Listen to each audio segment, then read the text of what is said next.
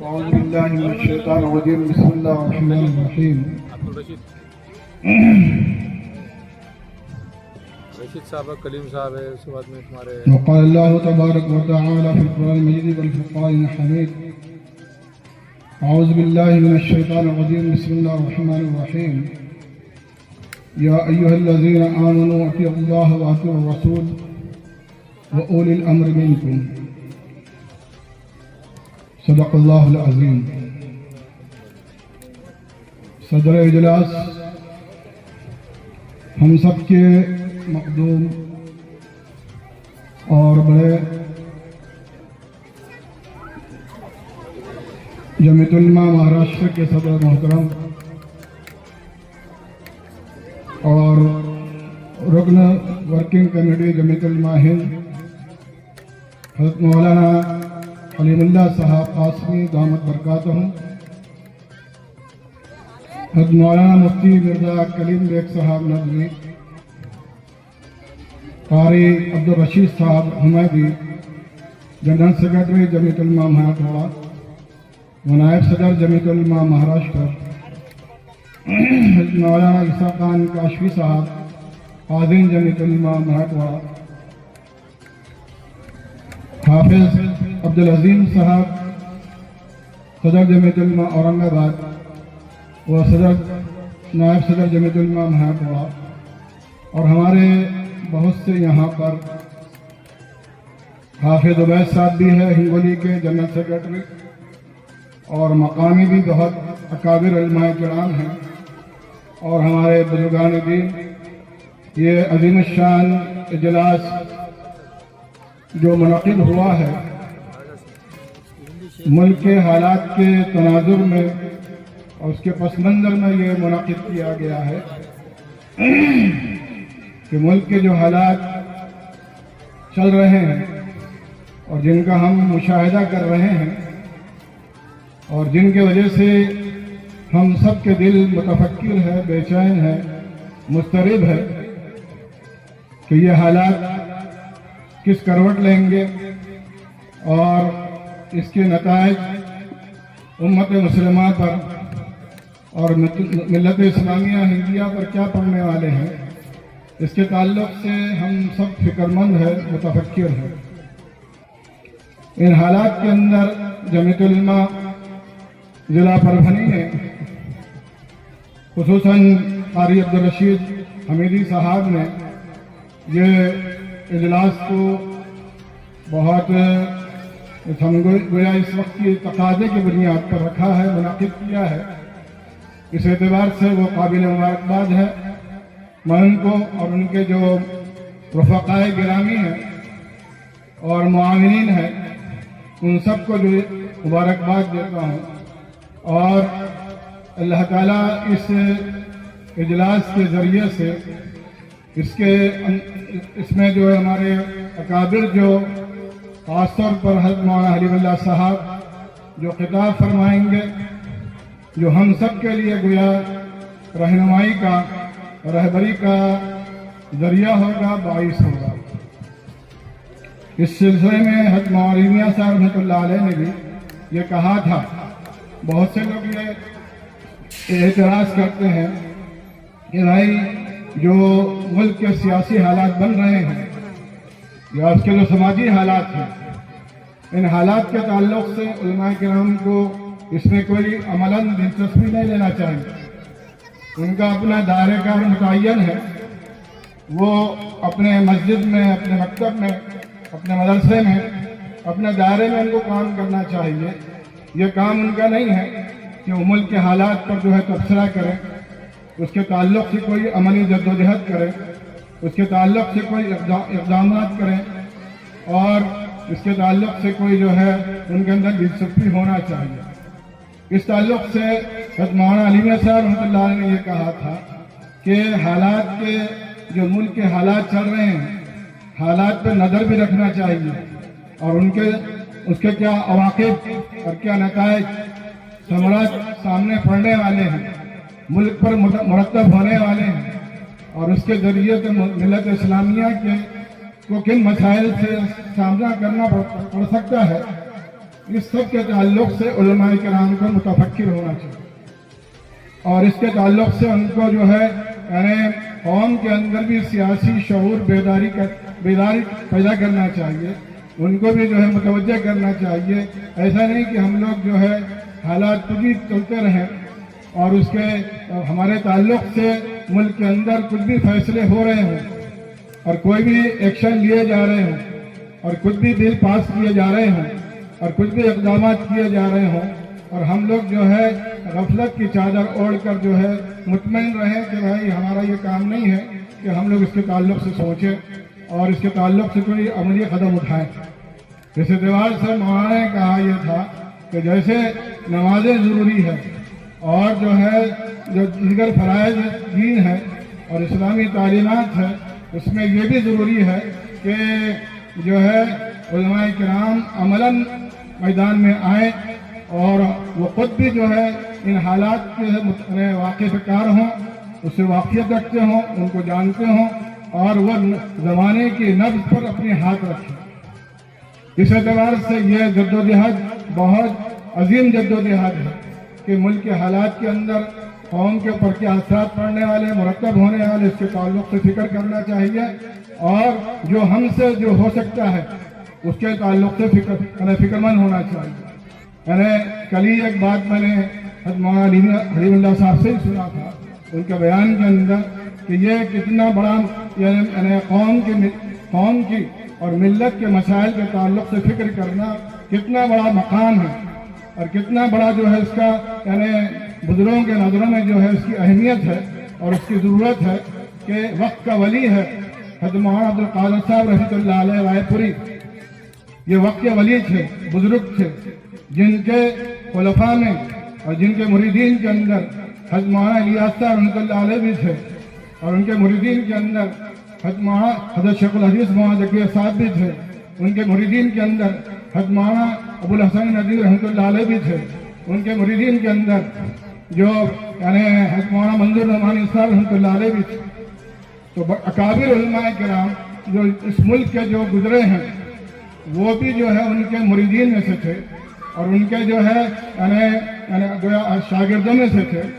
انہوں نے یہ کہا، ان سے کسی نے یہ شکایت کی کہ مولانا حفظ الرحمان صاحب سیوہی رحمۃ اللہ علیہ جو جمعیت علماء کے سیکرٹری ہے، جنرل سیکرٹری ہے، وہ جو ہے یعنی بہت زیادہ سیاسی فکریں کرتے ہیں، سیاسی میدان میں بھاگ دوڑ کرتے رہتے ہیں اور وہ کانگریسی ہے اور کسی پارٹی سے تعلق رکھتے ہیں، اور ان کا مولانا حفظ الرحمان صاحب سے رحمۃ اللہ علیہ کا یہ کارنامہ تھا کہ 1947 کے بعد جو حالات جو ہمارے مسلمانوں پر جو حالات آئے تھے اس کے اندر بہت جدوجہد کی تھی، ان کو آسرا دینے کے لیے، ان کو دلاسا دینے کے لیے، ان کو تسلی دینے کے لیے بہت بھاگ دوڑ کی تھی، اور اوقاف کے تحفظ کے لیے بھی آپ نے بہت زیادہ یعنی کوششیں کی۔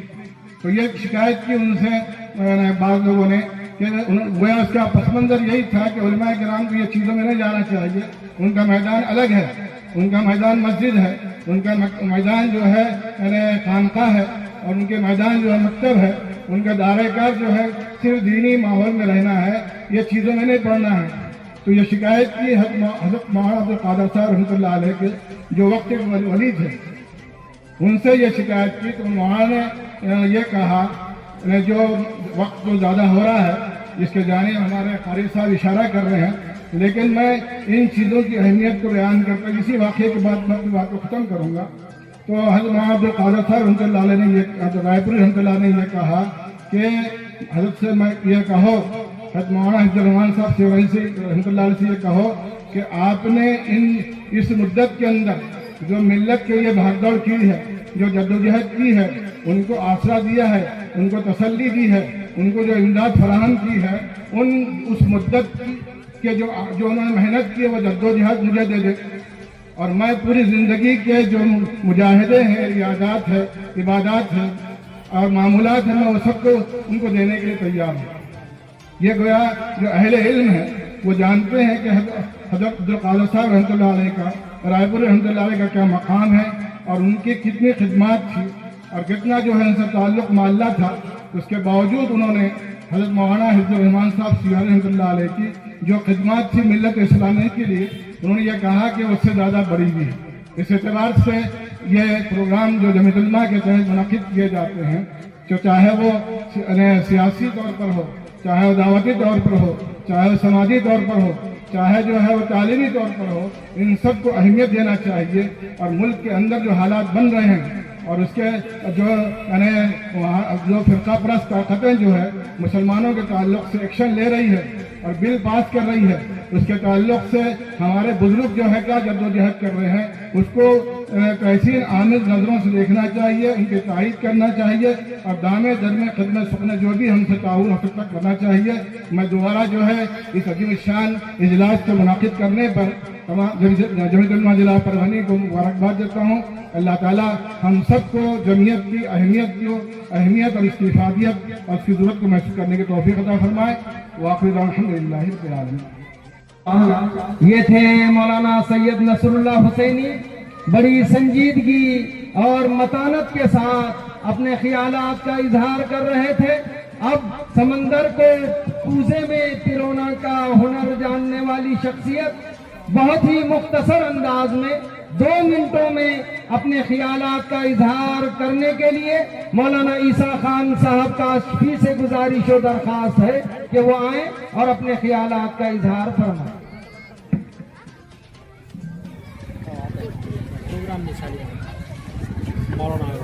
السلام علیکم ورحمۃ اللہ وبرکاتہ.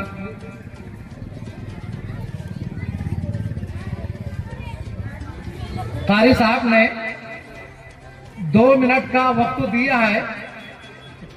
اب اس 2 منٹ کے اندر میں اس اسٹیج کے علماء کرام اکابرین حضرات جو بیٹھے ہیں ان کا نام کیسے لوں اور جو کرسیاں درمیان میں خالی ہیں ان کو کس طرح آگے بلانے کی کوشش کروں،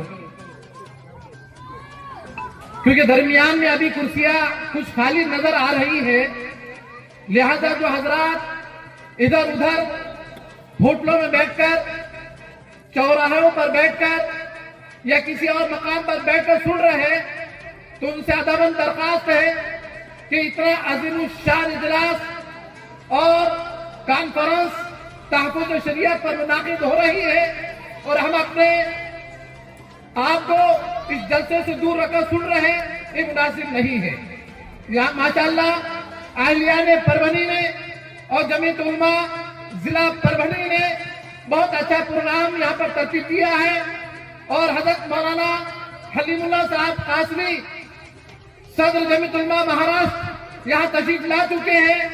انشاءاللہ ان کا پرمغز خطاب اور پر اثر بیان ہوگا. لہذا جو حضرات ادھر ادھر کھڑے ہیں وہ یہاں پر تشریف لائے اور اس اجلاس میں مبارکباد دوں گا جمعیت علماء ضلع کے صدر قاری عبدالرشید حمیدی صاحب کو اور دیگر اراکین جمعیت علماء ضلع پربھنی کو کہ اتنا اچھا عظیم الشان پروگرام منعقد کیا. یہاں پر یہ پروگرام صرف پربھنی کے حد تک نہیں ہے بلکہ اسٹیج پہ آپ دیکھ رہے ہیں کہ پورے مراٹھواڑہ بھر سے لوگ یہاں موجود ہیں. اورنگ آباد سے، جالنا سے، ہنگولی سے، بہوکر سے، عثمان آباد سے، لاتور سے اور ناندیڑ سے اور تقریباً تعلق جات پورنا قریب جتنے تعلقہ جات ہیں یہ سب لوگ یہاں پر آئے ہیں اور جمعیت کے پورے خدام یہاں پر آئے. کیوں نہ آئے کہ ہمارے صدر محترم یہاں پر آئے ہیں. اس اعتبار سے ہماری یہاں حاضری ضروری ہے. میں مبارکباد دے کر اپنی بات کو ختم کروں گا. قاری صاحب بتائیں گے کہ میں نے 2 منٹ کا وقت دیا تھا، آنے میں مولانا کو 2 منٹ لگے اور بولنے میں زیادہ وقت لگ گیا. تو میں اسی پر بات کو ختم کرتا ہوں اور مبارکباد دیتا ہوں اور بچوں سے گزارش کرتا ہوں کہ جو بچے کرسیوں پہ بیٹھے ہیں، دیکھو کرسی ایک ایسی چیز ہے، کرسی پہ بیٹھو لیکن ڈھگانا مت کرو، ورنہ لوگ کرسی پہ بیٹھ کے ڈھگانا کر رہے ہیں. اللہ ہم سب کی حفاظت فرمائے. وآخر دعوانا الحمدللہ رب العالمین. جزاک اللہ خیر. جزاک اللہ خیر. قاری صاحب میں انشاءاللہ 2 منٹ میں پونے 2 منٹ میں ختم کر دوں گا.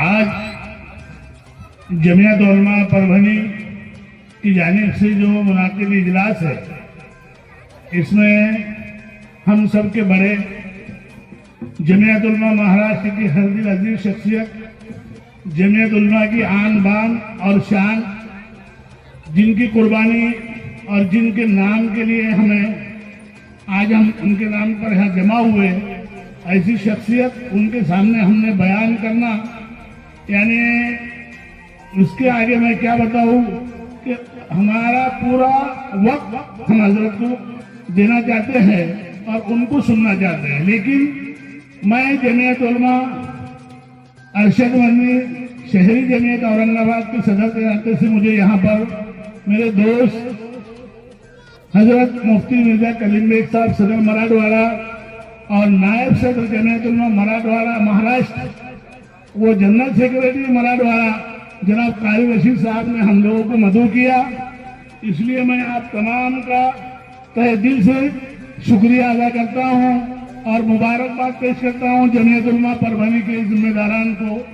और आप तमाम हजरात से एक दरख्वास्त करता हूँ मैं, जो सामने मजमा बैठा है माशाअल्लाह उलमा किराम का मजमा है, जमीयत उलमा मुझे जुड़कर आज पूरे 12 साल हो चुके हैं।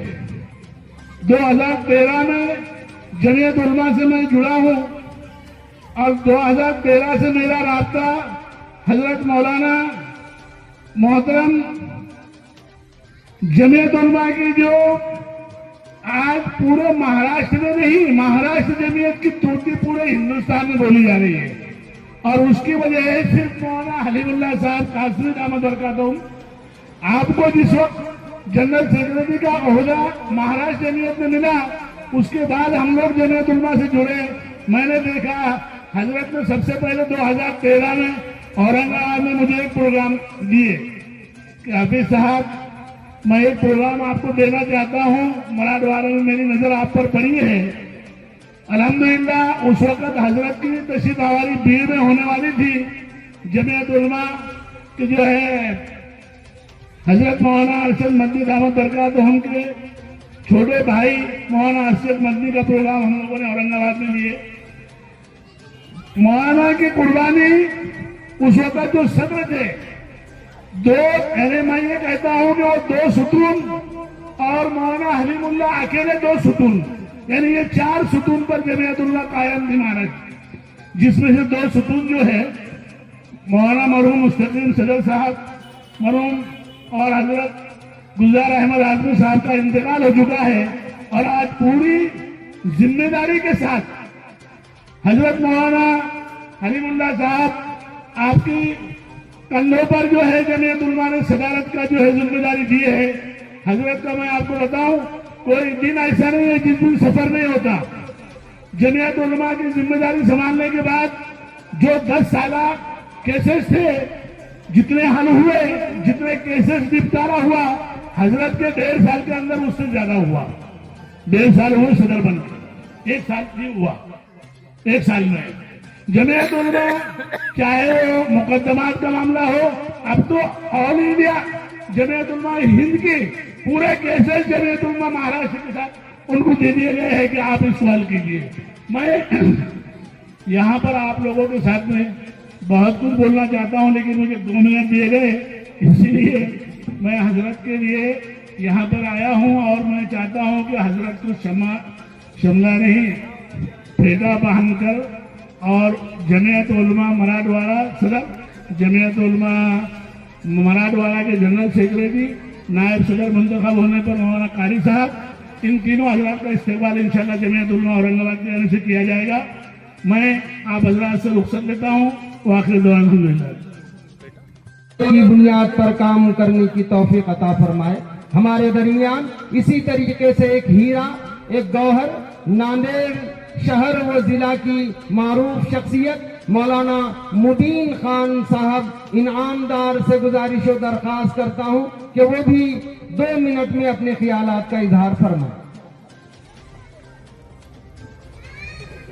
शहनशीन पे तशरीफ फरमा, हम सब के रहनुमा, इस महफिल की जान हजरत मौलाना हलीमुल्लाह कासमी साहब, मराठवाड़ा के सदर अली जनाब मिर्जा मुफ्ती कलीम बेग साहब, और इस जलसे को जिन्होंने सजाया, हम सब के दिलों की धड़कन, नौजवान दिलों की धड़कन कारी रशीद साहब जो मराठवाड़ा के जनरल सेक्रेटरी हैं, और उनकी तमाम टीम को मैं मुबारकबाद देता हूं कि इन्होंने इतनी बेहतरीन महफिल को सजाया है। इस दौर में ये खामोश मिजाजी तुम्हें जीने नहीं देगी, ये खामोश मिजाजी तुम्हें जीने नहीं देगी। इस दौर में अगर जीना है तो कोहराम मचा दो। आज हम सब जिस अजीमुल मर्तबत हस्ती को सुनने के लिए आए हैं, मैं आप तमाम से बहुत ही अदब से दरख्वास्त करता हूं कि आप पूरी तवज्जो के साथ, संजीदगी के साथ हजरत वाला के पैगाम को सुनिए और उस पर अमल करने की कोशिश कीजिए। इख्तिदार में बैठे हुए लोग जो है आज क्या कर रहे हैं और हमें क्या करना चाहिए, हजरत वाला ये हमको बताएंगे। बस इख्तिदार में बैठे हुए लोगों के लिए मैं एक शेर कहना चाहूँगा।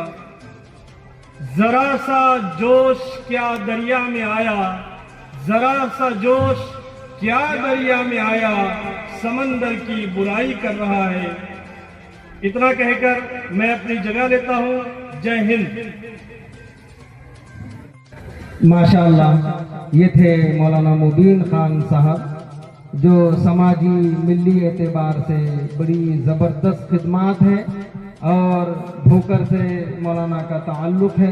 बुजुर्गों और दोस्तों, थोड़ी सी तरतीब को बदलकर हमारे इस इजलास के सदर इलाके मराठवाड़ा जमइयत उलमा के सदर, गूनागू सलाहियतों की मालिक शख्सियत, खामोशी भी बहुत सारे जवाबात होती है, ऐसी शख्सियत, बहुत ही संजीदगी और मतानत की हामिल शख्सियत हजरत मौलाना मुफ्ती मिर्जा कलीम बेग साहब नदवी सदर जमीयत उलमा मराठवाड़ा, वो इस अजीम शान इजलास के सदर आली वकार के दयार में जाते हुए हजरत से गुजारिश और दरख्वास्त करता हूँ, बगैर कैद के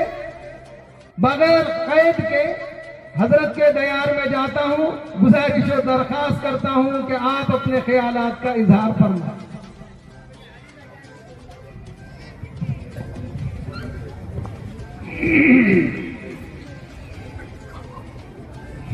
बिस्मिल्लाहिर्रहमानिर्रहीम। अल्हम्दुलिल्लाह कफ़ा व सलामुन अला इबादिहिल्लज़ीना इस्तफ़ा, अम्मा बाद। क़ाल अल्लाहु तबारक व तआला फ़िल क़ुरानिल मजीद, अऊज़ु बिल्लाहि मिनश शैतानिर रजीम, बिस्मिल्लाहिर रहमानिर रहीम।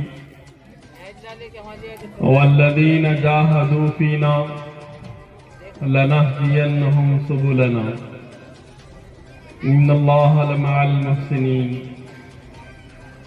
सदक़ल्लाहुल अज़ीम।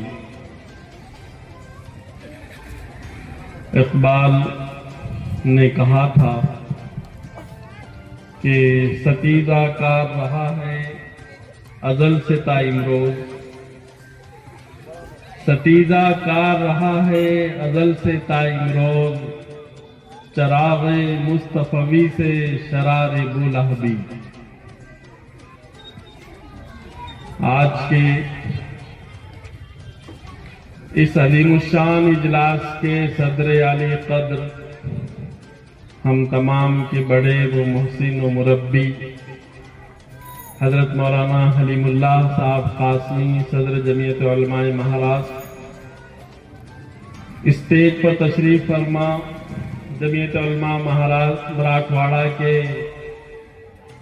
नाइबीन हाफिज अब्दुल अज़ीम साहब, मौलाना सैयद नसरुल्लाह हुसैनी साहब, हाफिज उबैद साहब, मुबीन इनामदार साहब, मौलाना ईसा खान काशफी साहब, और आज के इस अजीमुश्शान जलसे की निज़ामत व इंतज़ाम संभाले हुए और जमीयत उलमा मराठवाड़ा के सेक्रेटरी कारी अब्दुल रशीद साहब और तमाम मेरे साथियों, दोस्तों और सामने तशरीफ फरमा तमाम शहर परभनी की मुअज़्ज़िज़, मोतबर, मुस्तनद, इल्मी, सकाफती, समाजी, सियासी और अदबी शख्सियात, अस्सलामु अलैकुम व रहमतुल्लाहि व बरकातुहू। मुझे एक साथी का और नाम लेना चाहिए कि मैं देख रहा जमीयत उलमा जिला परभनी के सेक्रेटरी माशाअल्लाह मुस्तकिल अपने साथियों के साथ मजमे में तशरीफ फरमा हैं और ज़रूरियात को पूरी कर रहे हैं। हाफिज सैयद ईसा साहब, चूँकि आप ही की ये तरतीब है कि अल्हम्दुलिल्लाह बच्चे भी, जवान भी और सारी उम्र के लोग माशाअल्लाह बातरतीब बैठे हैं। अल्लाह आपको इस मेहनत का बेहतरीन सिला अता फरमाए। मेरे अजीज दोस्तों बुजुर्गों, आज का ये इजलास जिस अछूते और मुनफरिद उन्वान के साथ रखा गया है, यकीनन शरीयत का तहफ़्फ़ुज़ और आइन का तहफ़्फ़ुज़, दोनों चीजें जिस अंदाज से हमें यकजा होने की दावत देती है, हमारे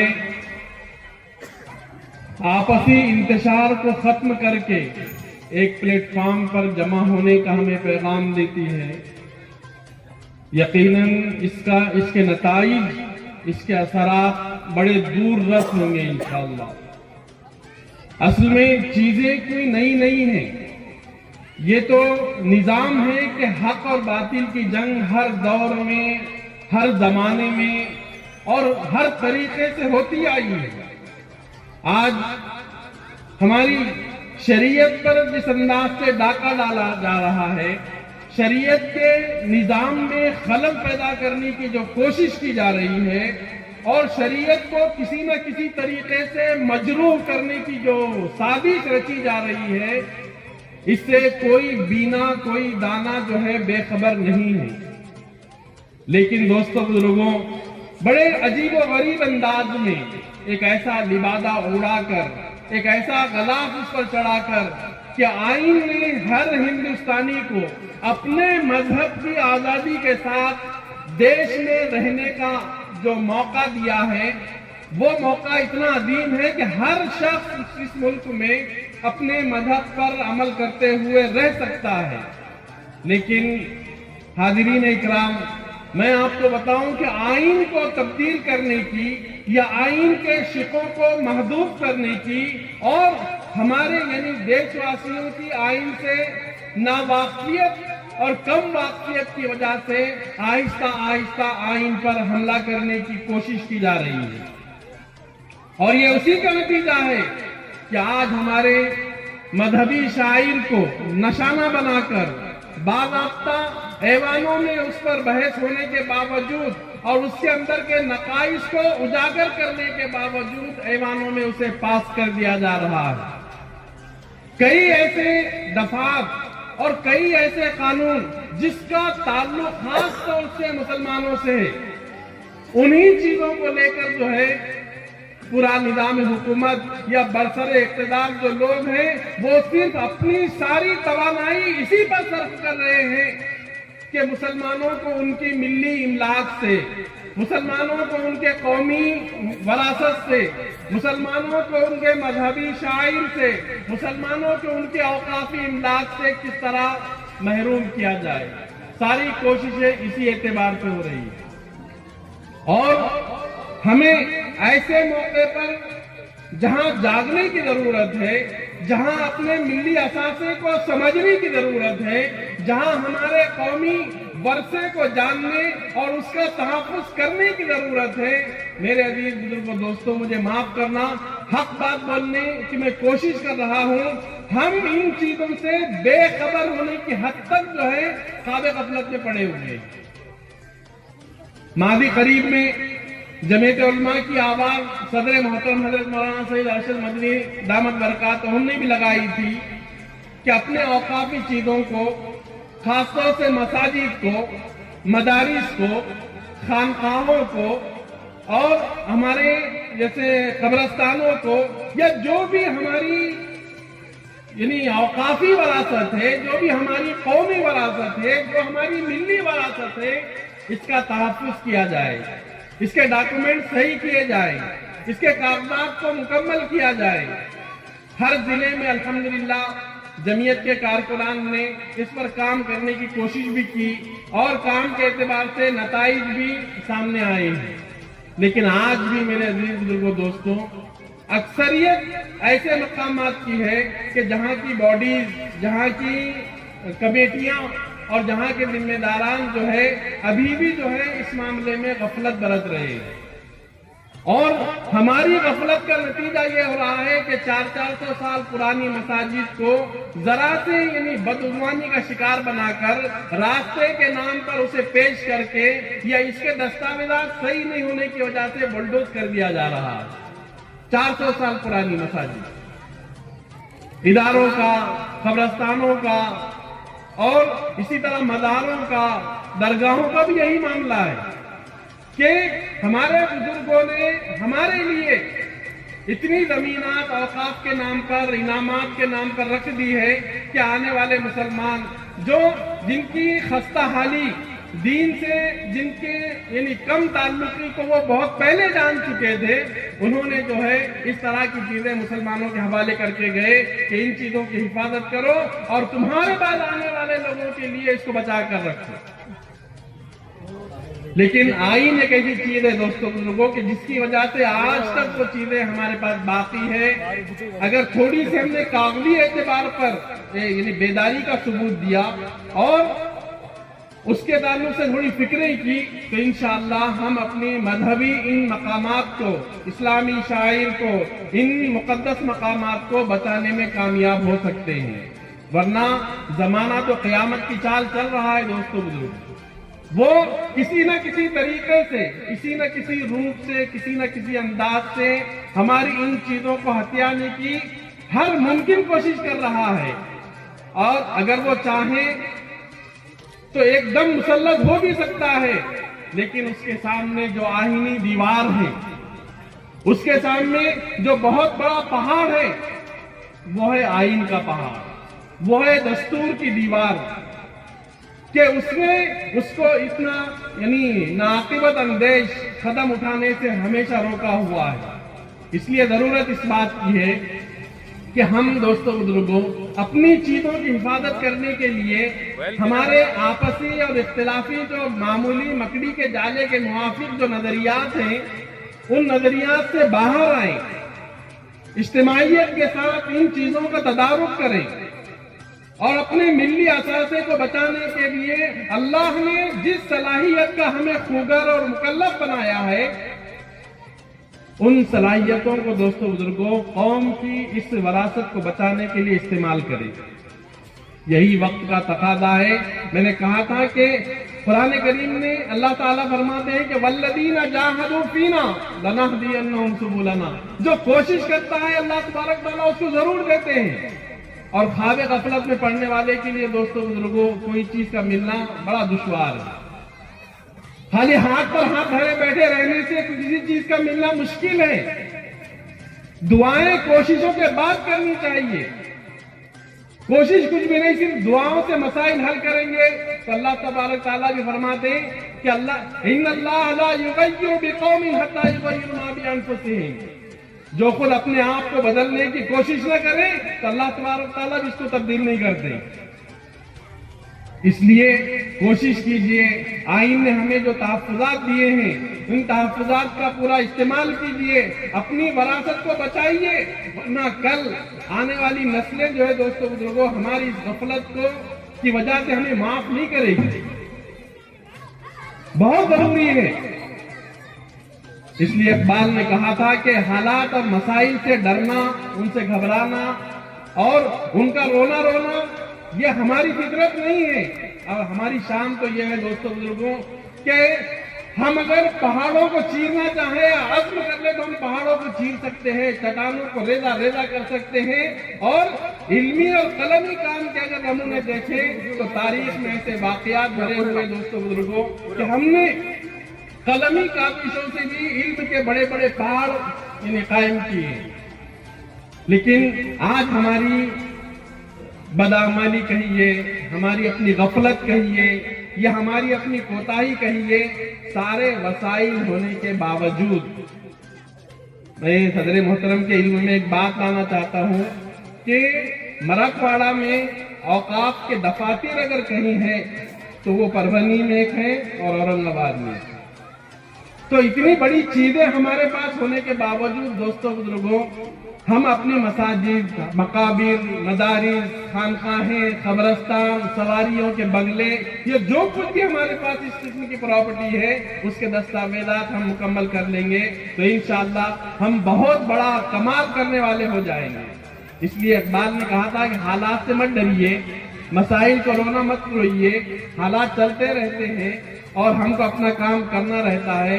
इकबाल ने कहा था कि सतीदा कार रहा है अजल से ताइम रोज, सतीदा कार रहा है अजल से ताइम रोज, चरागे मुस्तफवी से शरारे बुलहबी। मेरा ख्याल है कि मुझे जो वक्त की कैद लगाई गई थी शायद वो पूरी हो चुकी है। नादिम जलसा बिल्कुल मलिकुल मौत की तरह खड़े हो चुके हैं।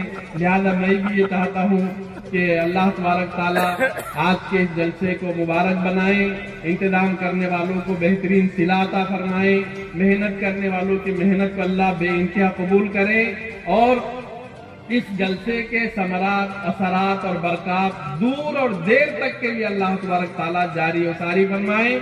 व आखिर दावाना अल्हम्दुलिल्लाहि रब्बिल आलमीन। जज़ाकल्लाह खैरा। माशाअल्लाह सदर मोहतरम ने बहुत ही पुरमग़ज़ और जामे उन्वान के तहत खिताब फरमाया। औकात की कमी ने यकीनन मुलाकात काट दी। अल्लाह तबारक व तआला आपको जज़ाए खैर अता फरमाए। बुजुर्गों और दोस्तों, ये इजलास यकीनन तारीखी इजलास है। इसका उन्वान बहुत ही अहम है। हमें और आपको उन्वान के तहत सुनना है, लेकिन हमें अल्लाह रसूलुल्लाह की तरफ से जो तालीमात दी गई है, हम उस तालीमात पर अमल पैरा होते हुए हम चाहते हैं कि हमारे दरमियान ये जो उलमाए किराम बड़ी दूर और देर से हमारे दरमियान तशरीफ फरमा है, लंबी मसाफतों को तय करके यहाँ पर जलवा अफरोज हुए हैं, हम 2 मिनट में या 5 मिनट में बड़ी मुश्किल से इस्तकबालिया चाहते हैं। बड़ी माजरत के साथ, यकीनन आपकी तबीयतें गवारा नहीं कर रही है। मैं समझ रहा हूँ कि आप हजरत को सुनने के लिए बेचैन है, बेकरार है, बेकल है, लेकिन थोड़ा सा इंतजार कीजिए। जो चीज इंतजार के बाद मिलती है उसकी बड़ी कदर व मंजिलत होती है। बुजुर्गों और दोस्तों, मैं चाहता हूँ कि अली प्रेस वाले हमारे दोस्त यहाँ पर तशरीफ लाएं। हजरत मौलाना हलीमुल्लाह साहब कासमी दामद बरकातुहुमुल आलिया का इस्तकबाल यहाँ पर जमइयत उलमा जिला परभनी की जानिब से किया जा रहा है। सदर मोहतरम मुफ्ती मिर्जा कलीम बेग साहब नदवी, हमारे दोस्त अलहाज अब्दुल रशीद साहब सवेरा, तमाम दोस्तों से गुजारिश और दरखास्त है कि हजरत मौलाना का इस्तकबाल।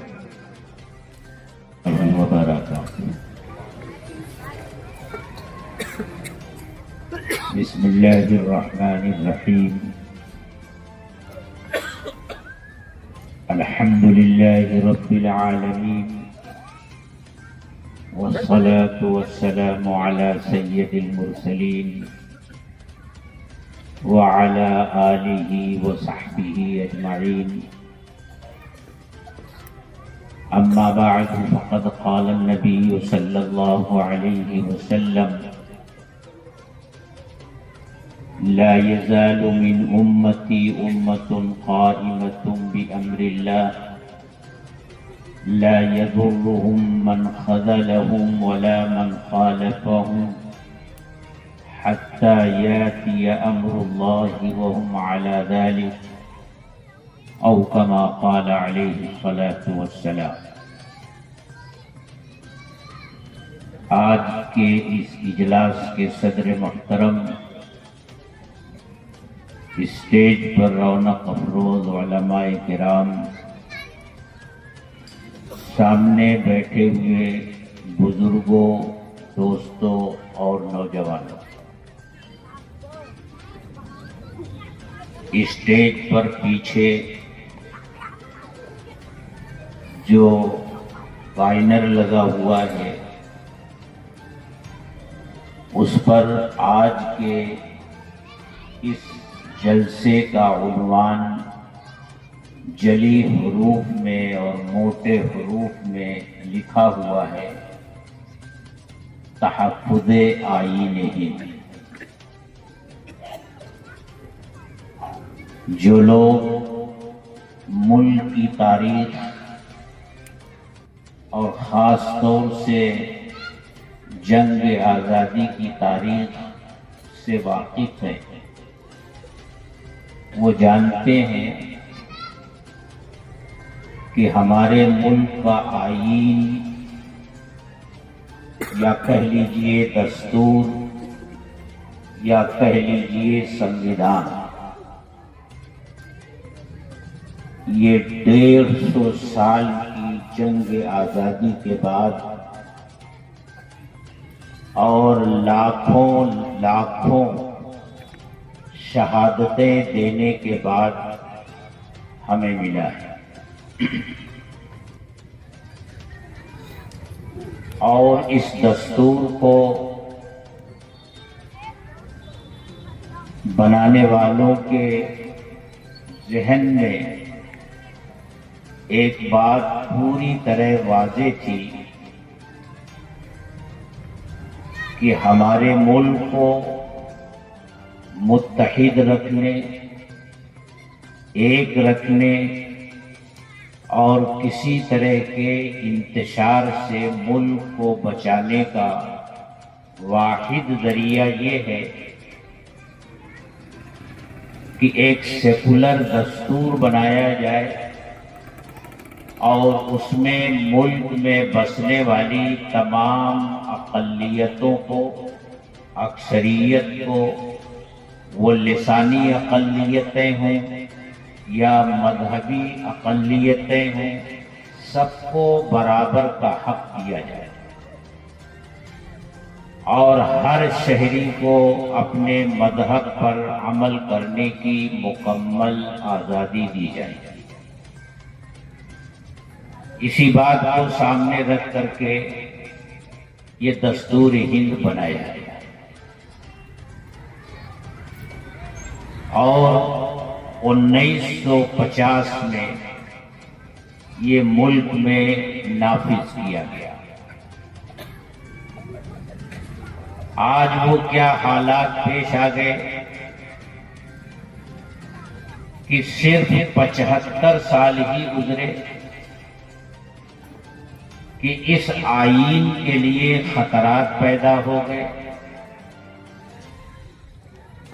اور اس آئین کے لیے جمعیت علماء نے پہلے جد و جہد کی تھی، اسی آئین کے تحفظ کے لیے جمعیت علماء پھر میدان میں آنے پر مجبور ہوئی۔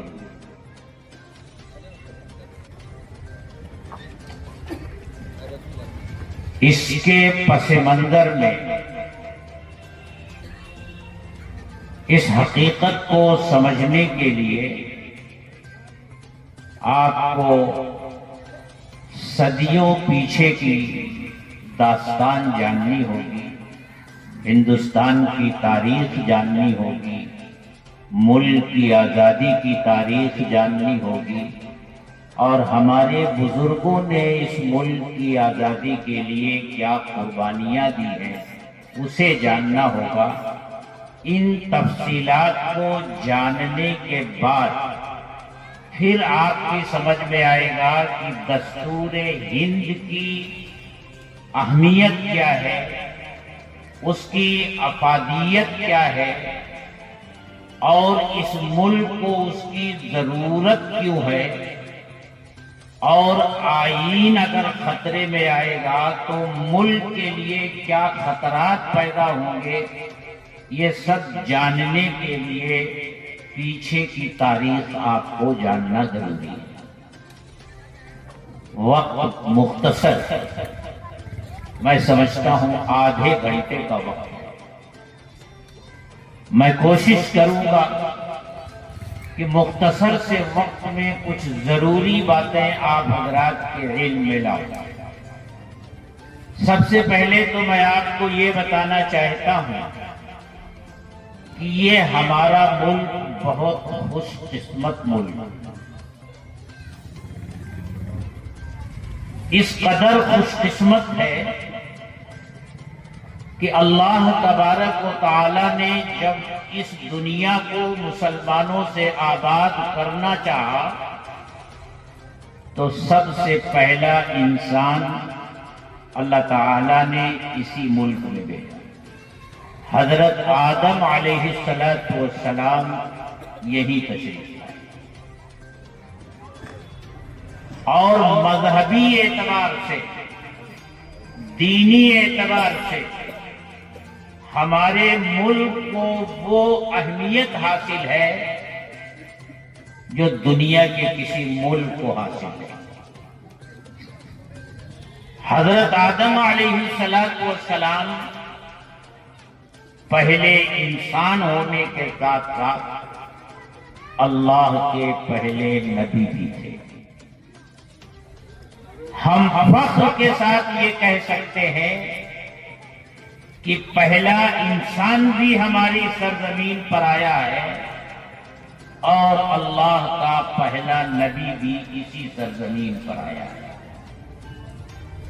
اور جب اللہ کا پہلا نبی اسی سرزمین پر آیا ہے تو نبیوں کے پاس وحی آتی ہے، اور وحی لے کر آنے والا فرشتہ جبریل ہے۔ تو ہم یہ بھی کہہ سکتے ہیں کہ اس زمین پر نازل ہونے والی سب سے پہلی وحی یہی نازل ہے، اور جبریل امین وحی لے کر سب سے پہلے اسی سرزمین پر آئے ہیں۔ اور میں یہ ہوائی کی بات نہیں کرتا، جمعیت علماء کبھی ہوائی کی بات نہیں کرتی۔ جمعیت علماء جو کچھ کہتی ہے اس کی بنیاد قرآن و سنت میں ہوتی، سنت میں، حدیث میں اس کی بنیاد کیا ہے؟ حضرت ابو ہریرہ رضی اللہ تعالی عنہ کی روایت ہے، وہ فرماتے ہیں لما نزل آدم بالجن، فرماتے ہیں قال رسول اللہ صلی اللہ علیہ وسلم لما نزل آدم بالجن استوحش، جب آدم علیہ السلام ہندوستان میں آئے تو تنہا آئے تھے، حضرت حوا کو دوسری جگہ اتارا گیا تھا۔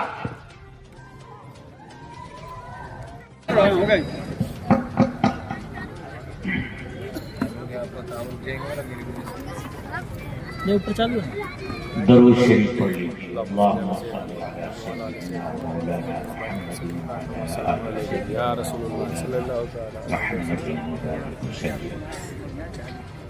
تو میرے بزرگوں اور دوستوں، میں یہ عرض کر رہا تھا کہ ہمارا ملک کوئی معمولی ملک نہیں، یہ تاریخی سرزمین ہے، مذہبی اعتبار سے بھی اس کا بڑا مقام اور مرتبہ ہے۔ سب سے پہلا انسان بھی یہی آیا ہے اور پہلا نبی بھی یہی آیا ہے اور پہلی وحی بھی یہی آئی ہے، اور اسی سرزمین کی فضاؤں میں سب سے پہلے اللہ کی الوہیت اور حضرت محمد الرسول اللہ صلی اللہ علیہ وسلم کی رسالت کا نعرہ بلند ہوا۔ میں نے کنز العمال کی ایک روایت پڑھی، حضرت ابو ہریرہ رضی اللہ تعالی عنہ فرماتے ہیں لما نزل آدم بالہند استوحش، جب آدم علیہ السلام ہندوستان میں آئے تو تنہائی کی وجہ سے انہیں وحشت ہونے لگی. ان کی انسیت کے لیے حضرت جبریل علیہ السلام کو اللہ نے بھیجا. فنزل جبریل علیہ السلام ونادى مرتين اللہ اکبر ومرتين اشہد ان لا الہ الا اللہ ومرتين اشہد ان محمد رسول اللہ. 2 مرتبہ اعلان فرمایا اللہ اکبر، اور 2 مرتبہ اعلان کیا اشہد ان لا الہ الا اللہ، اور 2 مرتبہ اعلان کیا اشہد ان محمد رسول اللہ. اس حدیث کی بنیاد پر ہم یہ کہہ سکتے ہیں کہ اللہ کی کبریائی، اس کی الوہیت اور حضرت محمد رسول اللہ صلی اللہ علیہ وسلم کی رسالت کا نعرہ سب سے پہلے ہمارے ہی ملک کی فضاؤں میں گونجا. دنیا کے ہر ملک سے پہلے ہمارے ہی ملک کی فضاؤں میں اللہ کی کبریائی، اس کی الوہیت اور حضرت محمد رسول اللہ صلی اللہ علیہ وسلم کی رسالت کا نعرہ گونجا ہے. اور یہ تینوں چیزیں اذان کا حصہ ہیں. اذان میں کیا ہے؟ اصل دعوت نماز کی ہے، لیکن اس کے آگے پیچھے اللہ کی کبریائی، اس کی الوہیت اور حضرت محمد رسول اللہ صلی اللہ علیہ وسلم کی رسالت کا اعلان ہے. تو ہم یہ کہہ سکتے ہیں جس اللہ نے ہندوستان کو انسانیت کے لیے منتخب کیا، انشاءاللہ اس ملک سے انسانیت قیامت تک ختم نہیں ہوگی. اور جس ملک کی فضاؤں میں سب سے پہلے اذان کے کلمات گونجے، انشاءاللہ قیامت تک اس کی فضاؤں میں اذان کے کلمات گونجتے رہیں گے. بظاہر حالات یہی اللہ کا فیصلہ نظر آتا ہے، اور بظاہر حالات میں اس لیے کہتا ہوں کہ دنیا کے بہت سے ملک ہیں جہاں اسلام پہنچا، صدیوں رہا، لیکن پھر اسلام کے دشمنوں نے سازشیں کر کے وہاں کے مسلمانوں کو ختم کیا، وہاں سے اسلام کو نکال دیا. لیکن ہمارے ملک سے اسلام کو نکالنے کی اب تک انتھک کوششیں ہو چکی ہیں، لیکن اللہ نے کسی کوشش کو کامیاب نہیں ہونے دیا. ہندوستان کے مقابلے میں آپ اندلس کو لے لیجیے، 800 سال مسلمانوں نے وہاں حکومت کی. ہندوستان میں بھی مسلمانوں کی حکومت 800 سال رہی، اور بڑی مطابقت ہے دونوں ملکوں کی تاریخ میں. پہلی صدی ہجری کے آخر میں اسلام طارق بن زیاد کے ذریعے اندلس میں داخل ہوا، اور پہلی صدی ہجری کے آخر میں خشکی کے راستے سے، پانی کے راستے سے تو اسلام ہندوستان میں حضرت محمد صلی اللہ علیہ وسلم کی حیات طیبہ میں ہی آ چکا تھا. ابھی چند سال پہلے کیرلا میں ایک بڑا بھیانک طوفان آیا، سیلاب آیا، بستیاں کی بستیاں صفحے ہستی سے مٹ گئی تھی. جمعیت علماء نے وہاں بازآباد کاری کا کام کیا، کئی بستیاں بسائیں، ہم لوگوں کا دورہ ہوا پورے کیرلا کا. کیرلا جانے کے بعد وہاں لوگوں نے بتایا کہ یہاں ایک مسجد ہے جو ہندوستان کی سب سے پہلی مسجد ہے. اس کو دیکھنے کا شوق ہوا. میں اپنے ساتھیوں کے ساتھ وہاں پہنچا. چھوٹی سی خوبصورت مسجد جو لکڑے کی بنی ہوئی ہے، اس کے ستون بھی لکڑے کے اور اس کے شہتیر بھی لکڑے کے. پوری مسجد لکڑے کی بنی ہوئی ہے. گھوم پھر کر اس کو دیکھا تو ایک جگہ ایک کتبہ لگا ہوا تھا. اس پر اس مسجد کا سن تعمیر لکھا ہوا تھا. لکھا ہوا تھا کہ یہ مسجد تعمیر ہوئی ہے 629 عیسوی. 629 عیسوی. پھر میرا ذہن پیچھے گیا کہ سن عیسوی کے اعتبار سے حضرت محمد رسول اللہ صلی اللہ علیہ وسلم کی ولادت مکہ میں 571 میں ہوئی. اور یہ بات مسلم ہے، حقیقت ہے کہ اللہ کے رسول صلی اللہ علیہ وسلم اس دنیا میں 63 سال رہے. اب آپ دیکھیے 571 میں آپ کی ولادت ہے،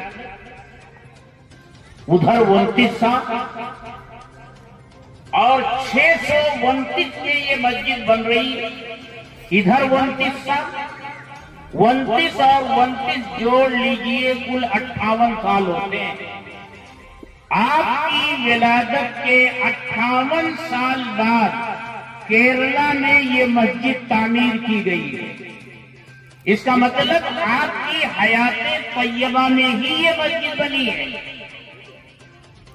اس کے بعد بھی آپ اس دنیا میں 5 سال رہے. تو اللہ کا اتنا بڑا کرم ہے کہ اللہ نے ہمیشہ اس ملک کو مسلمانوں سے آباد رکھا ہے. یہ اس ملک کی تاریخ ہے، اس ملک کی اہمیت ہے.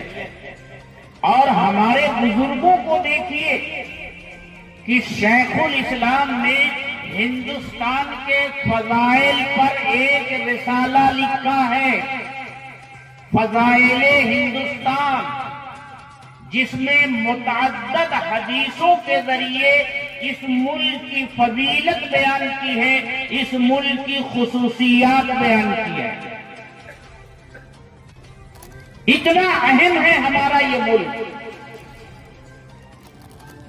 ایک طرف اس ملک کی اہمیت ہے اور دوسری طرف دیکھیے ہمیشہ ڈاکو اور لٹیرے اس ملک کا رخ کرتے رہے، کیونکہ ہمارا ملک ہر طرح کی دولت سے مالا مال تھا.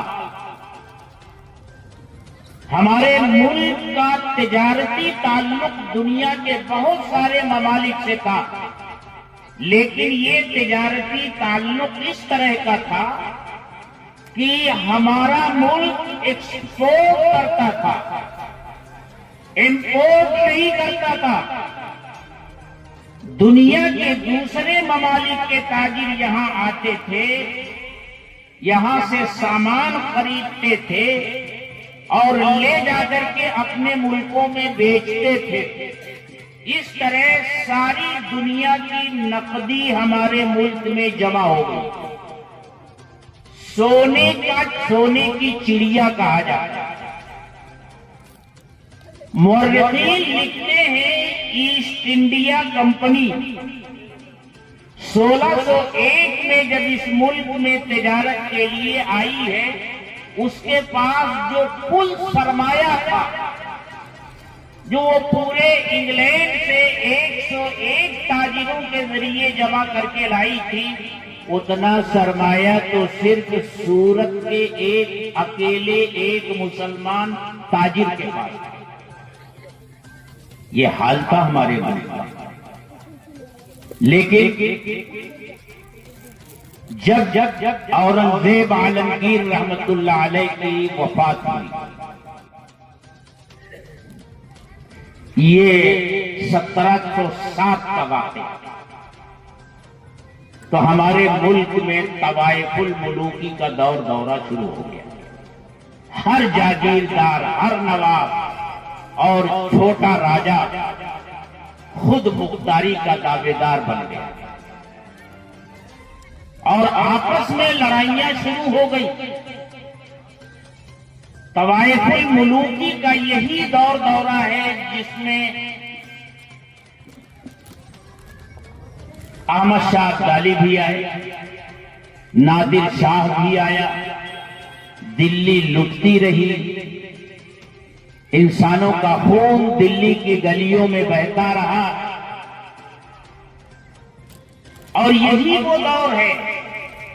اورنگزیب عالمگیر اس دنیا سے رخصت ہوتے ہیں اور اللہ تبارک و تعالی حضرت شاہ ولی اللہ محدث دہلوی رحمت اللہ علیہ کو پیدا فرماتے ہیں۔ اللہ نے اس دنیا کو دارالاسباب بنایا ہے۔ اللہ اپنا ارادہ اسباب کے پردے میں ظاہر فرماتے ہیں۔ اللہ یہ نہیں چاہتے تھے کہ ہندوستان کا بھی وہی حشر ہو جو اندلس کا ہو چکا ہے۔ اللہ اسباب پیدا فرما رہے ہیں۔ حضرت شاہ ولی اللہ محدث دہلوی رحمت اللہ علیہ نے ملک کے حالات دیکھے، اقتدار کے لیے آپس کی جنگیں دیکھی، ایک راجا دوسرے راجا کو شکست دینے کے لیے باہر کی طاقتوں سے مدد لے رہا ہے، یہ دیکھا۔ سلطنت مغلیہ کا زوال دیکھا، یہاں تک دیکھا کہ اورنگزیب کے انتقال کے بعد صرف 10 سال کے قلیل مدت میں 12 بادشاہ دلی کے تخت پر بٹھائے گئے اور اتارے گئے، اور ان میں سے اکثریت کو قتل کیا گیا، کوئی اپنی طبعی موت نہیں مرا۔ اس لیے ہندوستان میں اگلا نظام حکومت کیا ہو؟ حضرت شاہ ولی اللہ محدث دہلوی رحمت اللہ علیہ نے خاموشی کے ساتھ ہندوستان کے نظام حکومت کا نقشہ تیار کیا۔ علماء یہاں بیٹھے ہیں، وہ جانتے ہیں کہ حضرت شاہ ولی اللہ رحمت اللہ علیہ نے حجت اللہ البالغہ لکھی، تفہیمات الہیہ لکھی، اور حجت اللہ البالغہ میں اسلامی نظام حکومت کے تمام ابواب کی ایسی تشریح اور تفسیر کی کہ اس کی نظیر دنیا کے کتب خانے میں آج کوئی کتاب موجود نہیں ہے۔ حضرت شاہ صاحب کا بڑی کم عمری میں انتقال ہوا، 60-62 سال کی عمر میں ان کا انتقال ہوا۔ ان کے نوجوان صاحبزادے 16-17 سال کی عمر کے صاحبزادے حضرت شاہ عبدالعزیز محدث دہلوی رحمت اللہ علیہ ان کے جانشین ہوئے، اور یہ اس سے پہلے اورنگزیب کے انتقال سے 1 صدی پہلے ایسٹ انڈیا کمپنی اس ملک میں آ چکی۔ 1601 میں یہ جہانگیر کا دور تھا، اور تجارت کی اجازت لے کر کے اس کمپنی نے پورے ملک میں اپنی تجارت شروع کی، خاص طور سے ملک کے ساحلی علاقوں میں اپنی تجارتی کوٹھیاں بنائی۔ 100 سال تک یہ تاجر کے ہی بھیس میں رہے۔ اورنگزیب کے انتقال کے بعد جب دیکھا کہ ہر طرف افراتفری پھیلی ہوئی ہے، تو انہوں نے اپنے کل پرزے نکالنے شروع کیے، اور پھر فائدہ اٹھاتے اٹھاتے 1757 میں سراج الدولہ سے جنگ کی اور بنگال کی حکومت اپنے قبضے میں لے۔ 1757 پھر وہاں سے اس کے قدم بہار کی طرف بڑھے، دلی قریب لیکن وہ جانتے تھے کہ میسور کی سرزمین پر اللہ کا ایک شیر بیٹھا ہوا اور ان کے راستے کی وہ ایسی چٹان ہے جس کو توڑے بغیر وہ ہندوستان پر قبضہ نہیں کر سکتے. تو بجائے دلی کی طرف بڑھنے کے انگریزوں نے دکن کا رخ کیا اور اس وقت کے نوابوں سے ساز باز کر کے اور اپنے جاسوس خریدے ہمارے درمیان سے، اور 1799 میں سلطان ٹیپو کی شہادت کا واقعہ پیش آیا. سلطان ٹیپو کی شہادت کا واقعہ پیش آیا تو ان کے جسد خاکی پر کھڑے ہو کر کے انگریز نے یہ کہا کہ اب آج سے ہندوستان ہمارا ہے.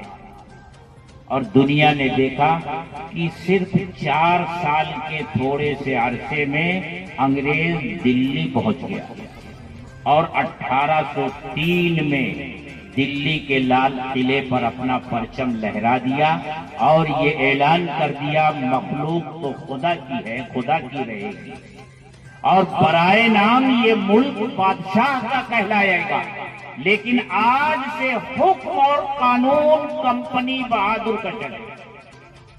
ادھر انگریز کا اعلان ہوتا ہے اور ادھر ایک مدرسے کے ٹوٹے ہوئے بوریے پر اللہ کا ایک قطب بیٹھا ہوا ہے، ایک مرد قلندر بیٹھا ہوا ہے.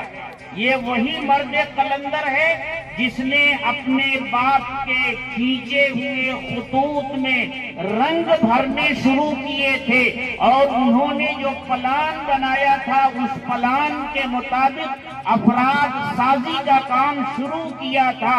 یہ تھے حضرت شاہ عبدالعزیز محدث دہلوی رحمۃ اللہ علیہ. انہوں نے اعلان کیا کہ اب یہاں حکم کمپنی بہادر کا چلے گا، اور حضرت شاہ عبدالعزیز محدث دہلوی رحمۃ اللہ علیہ نے فتویٰ جاری کیا. آج ہندوستان غلام ہو گیا اور مسلمانوں کے اوپر جہاد کرنا فرض ہو گیا. حضرت شاہ عبدالعزیز محدث دہلوی رحمۃ اللہ علیہ کا یہی فتویٰ جنگ آزادی کی بنیاد ہے. سوچو جنگ آزادی کی آواز سب سے پہلے کہاں سے نکلی؟ سب سے پہلا نعرہ کس نے بلند کیا؟ سب سے پہلے میدان میں قربانی دینے کے لیے کون لوگ آئے؟ ایک مدرسے کی ٹوٹی ہوئی چٹائی سے یہ نعرہ بلند ہوا. ایک عالم دین نے یہ نعرہ بلند کیا، اور پہلی فوج کا دستہ جو انگریزوں سے مقابلے کے لیے نکلا حضرت سید احمد شہید رحمت اللہ علیہ کی قیادت میں، جو بالا کوٹ کے میدان میں شہید ہوا، یہ علماء کی جماعت تھی، یہ اکابر اولیاء اللہ کی جماعت تھی، یہ مشائخ کی جماعت تھی. جو لوگ کہتے ہیں کہ جنگ آزادی شروع ہی ہے 1857 سے، وہ ملک کی تاریخ نہیں جانتے، انہیں معلوم نہیں ہے. جنگ آزادی کی بنیاد تو حضرت شاہ عبدالعزیز محدث دہلوی رحمۃ اللہ علیہ کا یہ فتویٰ ہے جو 1803 میں دیا گیا، اور ملک 1947 میں آزاد ہوا.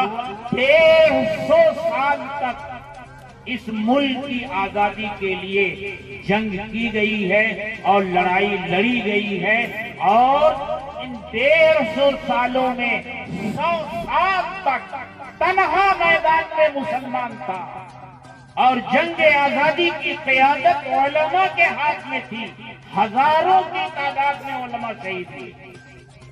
لیکن جب ہمارے بزرگوں نے دیکھا کہ بغیر برادران وطن کو ساتھ لیے انگریزوں کو اس ملک سے بھگایا نہیں جا سکتا، تو پھر ان کا بھی ساتھ لیا، اور 1857 سے پھر اس ملک کے تمام باشندوں نے مل کر جنگ آزادی لڑی، اور یہ ملک 1947 میں آزاد ہوا.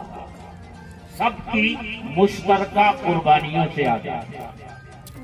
اب یہیں رک کر کے ایک بات میں آپ سے کہنا چاہتا ہوں، جمعیت علماء یہ دراصل ہمارے وہی بزرگوں کی وارث جماعت ہے جنہوں نے جنگ آزادی شروع کی۔ یہ حضرت شاہ ولی اللہ سے اس جماعت کا رشتہ ہے، شاہ عبدالعزیز سے اس جماعت کا رشتہ ہے۔ تو اگر اس بنیاد پر میں کہوں تو جمعیت علماء اگرچہ دستوری اعتبار سے 1919 میں وجود میں آئی، لیکن عملی طور سے جمعیت علماء 1803 سے ہی اس ملک میں کام کر رہی ہے، جنگ آزادی کی لڑائی لڑ رہی ہے، اور 1919 میں اسی قافلے حریت کا نام جمعیت علماء ہند پڑا۔ 1919 سے لے کر کے 1947 تک جمعیت علماء برابر اس ملک کی آزادی کے لیے لڑتی رہی ہے، اگلی صفوں میں رہی ہے اور قائدانہ کردار ادا کیا ہے، اور ایسے ایسے کام کیے ہیں کہ جن کا تصور دوسرے لوگوں کو ذہنوں میں نہیں۔ جمعیت علماء نے جب یہ دیکھا کہ انگریز ہندوؤں اور مسلمانوں میں نفرت کے بیج بو رہا ہے، اور ہم مسلمانوں میں بھی ایک جماعت مسلم لیگ کے نام سے کھڑی ہو گئی جو یہ دعویٰ کر رہی تھی کہ مسلمان الگ قوم ہیں اور ہندو الگ قوم، دو قومی نظریہ پیش کیا۔ یہ نظریہ مسلم لیگ کا تھا، یہی نظریہ ہندو مہاسبھا کا تھا، یہی نظریہ RSS کا تھا کہ مسلمان الگ قوم اور ہندو الگ قوم۔ لیکن شیخ الاسلام حضرت مولانا حسین احمد مدنی رحمت اللہ علیہ نے دلی کے ایک جلسے میں اعلان کیا کہ اے لوگوں کان کھول کر سن لو، قومیں مذہب کی بنیاد پر نہیں بنتی، قومیں وطن کی بنیاد پر بنتی ہیں۔ ایک وطن میں رہنے والے جتنے لوگ ہیں وہ سب ایک قوم ہیں، ان کا مذہب ان کا دھرم کچھ بھی ہو۔ متحدہ قومیت کا نعرہ جمعیت علماء کے اس وقت کے صدر حضرت مولانا سید حسین احمد مدنی رحمت اللہ علیہ نے دیا۔ بڑی چیمی گوئیاں ہوئی، ارے شاعر اسلام بھی بھڑک اٹھے۔ علامہ اقبال جن کا حوالہ ہم لوگ اپنی تقریروں میں اور اپنی گفتگوؤں میں دیا کرتے ہیں، وہ بھی شیخ الاسلام کے اس گہرے علم تک نہیں پہنچ سکے۔ بڑی چوٹ کی اقبال نے،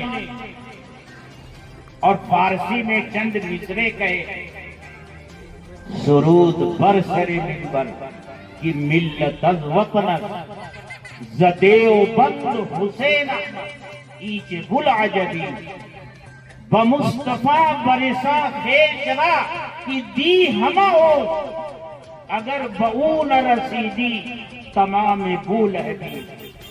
اقبال نے یہ بات کہہ دی، لیکن اقبال یہ نہ سمجھ سکے کہ قوم اور ملت یہ دونوں مترادف لفظ نہیں ہیں، ان دونوں کا الگ الگ معنی ہے۔ شیخ الاسلام نے قوم کا لفظ استعمال کیا تھا اور اقبال نے قوم کا ترجمہ ملت سے کیا، اور یہ کہا سرود پر سر منبر کی ملت وطن، کہ ملت وطن سے بنتی ہے۔ حالانکہ ملت ایک مذہبی اکائی، ایک مذہب کے ماننے والے جتنے افراد ہوتے ہیں ان کو ملت کہتے ہیں، اور ایک وطن میں رہنے والے جتنے لوگ ہوتے ہیں ان کو قوم کہا جاتا ہے۔ اور حضرت شیخ الاسلام کے سامنے قرآن کریم کی مختلف آیات تھی، احادیث مبارکہ کی بہت سی روایتیں تھی۔ مثلا नूह अलैहिस्सलाम अपने उन लोगों से जिनकी तरफ वो मबऊस हुए थे और अभी हजरत नूह अलैहिस्सलाम पर ईमान नहीं लाए थे, वो क्या कहते हैं, या कौम, ऐ मेरी कौम।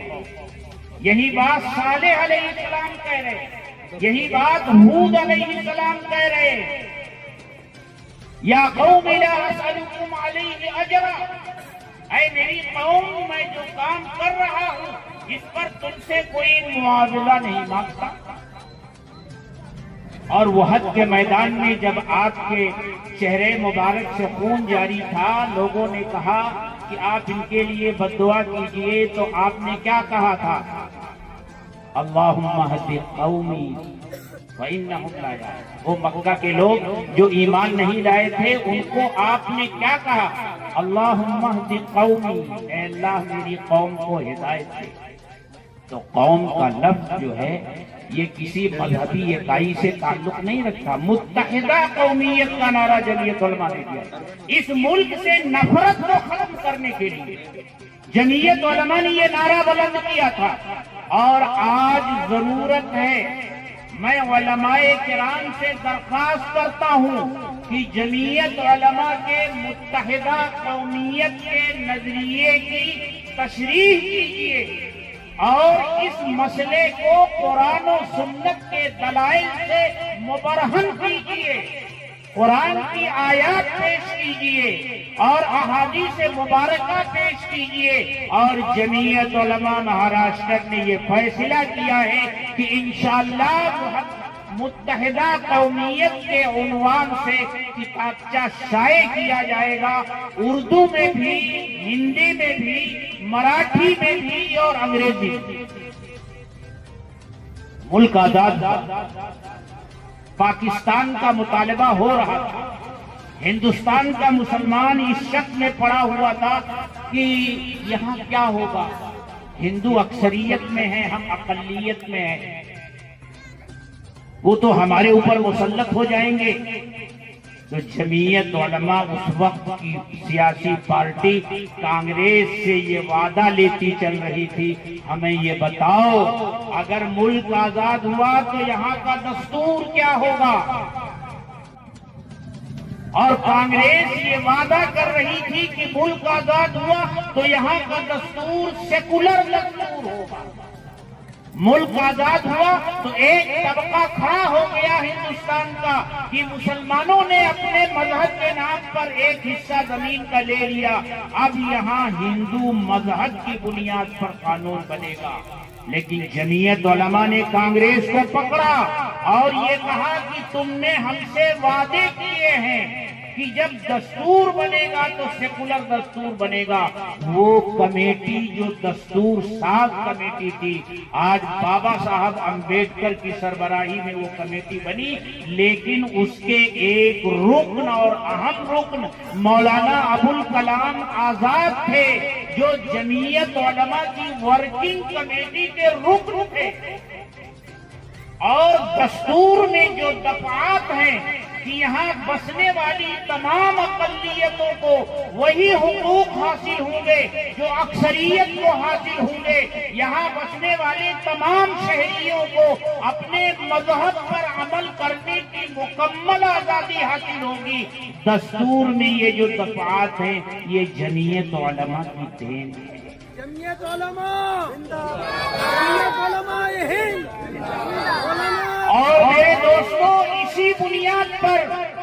इसी बुनियाद पर हमारे अकाबिर ने इस मुल्क में रहने का फैसला किया था।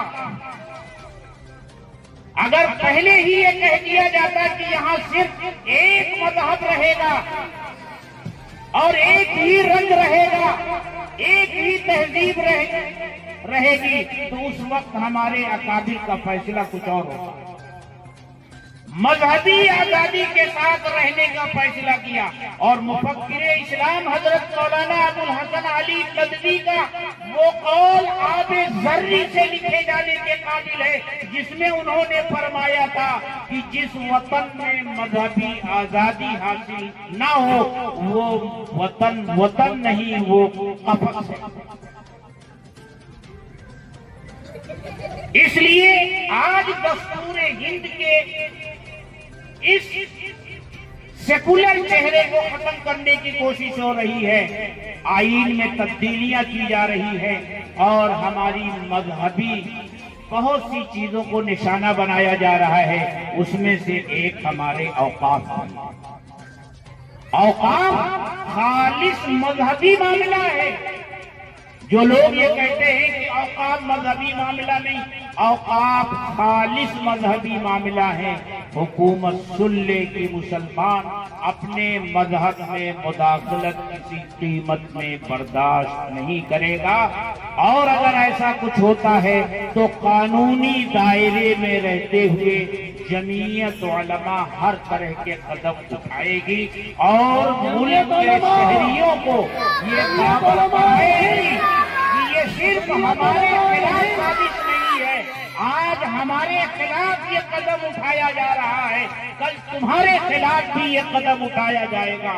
ہمارے ملک کی خوبصورتی ایک رنگی میں نہیں ہے، ہمارا ملک تو مختلف قسم کے پھولوں کا گلدستہ ہے۔ یہاں کی شناخت گنگا جمنی تہذیب ہے، یہی ہمارے ملک کی شناخت ہے اور یہی ہمارے ملک کی پہچان ہے۔ میرے دوستو، بات تو اور کرنے کی ہو سکتی ہے، لیکن آپ کہہ رہے ہیں کر سکتے ہیں، لیکن میری ٹرین وہاں سے چل چکی ہے اور کہہ رہی ہے کہ اب تم کو اپنی بات ختم کرنی چاہیے اور وقت بھی گزر چکا ہے۔ انشاءاللہ پھر کبھی ملاقات ہوئی اور رمضان بعد ہوگی انشاءاللہ ملاقات، اور میں آپ سے یہ وعدہ لینا چاہتا ہوں کہ رمضان کے بعد اسی میدان میں جب اس موضوع پر پھر جلسہ بلایا جائے گا تو اتنی بڑی تعداد میں نہیں، آپ اتنی بڑی تعداد میں آئیں گے کہ یہ پورا میدان تنگ ہو جائے گا۔ کیا ایسا کریں گے؟ ہاتھ اٹھا کر وعدہ کیجئے، وعدہ کیجئے انشاءاللہ اس میدان کو تنگ کر دیں گے اور جمعیت علماء کے ساتھ کھڑے ہو کر کے آئین کے تحفظ کے لیے آواز اٹھائیں گے انشاءاللہ۔ وآخر دعوانا ان الحمدللہ والسلام علی سید المرسلین وعلی آلہ واصحابہ اجمعین۔ اے اللہ ہمارے گناہوں کو معاف فرما، خطاؤں سے درگزر فرما۔ اے اللہ ہم تیرے کمزور بندے ہیں، ہمارے بس میں کچھ نہیں ہے، طاقت والی ذات آپ کی ہے، قدرت والی ذات آپ کی ہے۔